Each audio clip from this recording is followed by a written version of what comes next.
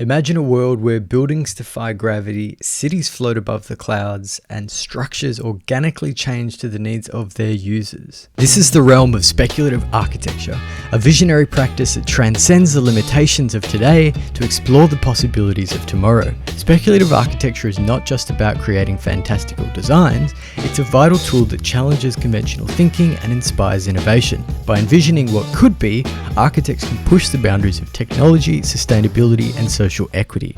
Let's go back a step. In the 18th century, visionaries like Boulez and Ledoux conceived monumental structures that, while never built, profoundly influenced architectural thought. Moving into the 20th century, groups like Archigram in the UK imagined modular and mobile cities, concepts that resonate with today's discussions on adaptability and resilience. So how does speculative architecture work? It starts with bold conceptual thinking focused on addressing big ideas like climate change, urbanization, and societal transformation. Architects employ interdisciplinary approaches, weaving insights from technology, biology, sociology, and art. They use various media, from traditional sketches to advanced digital modeling and now artificial intelligence. Who are the heroes?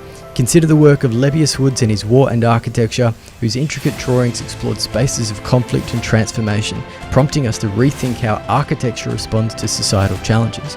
Or even Zaha Hadid, whose early designs and drawings were once deemed unbuildable, yet eventually materialized into iconic structures that have certainly left their mark on cities around the world. If you're getting started with speculative architecture, the path begins with embracing imagination. Dare to think beyond the conventional. Look at projects, studios, ateliers, workshops that foster the exchange of innovative ideas. Study past speculative projects to understand their context and impact, and analyze current global challenges as inspiration for your own designs. Participate in design charrettes or super studios.